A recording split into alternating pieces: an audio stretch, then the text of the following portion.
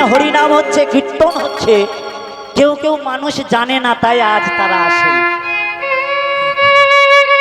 তারা যদি জানতো তারা কিন্তু হরিবাসরে যোগ দিত। তাদের ভগবান ডাকেনি বলেই তারা আসেনি। যেদিন ভগবান ডাক দেবে সেই দিন বিষয় বৈভব ত্যাগ করে রসনার বালিশ থেকে মাথা তুলে নিয়ে সেই দিন হরিবাসরে যোগ দেবে। বার্ধক্য এমন একটা রোগ, কোটি কোটি টাকা আছে, কোটি কোটি টাকা সই করতে পারছে না, কোটি কোটি টাকা, কলম কাঁপছে, সই করতে পারছে না।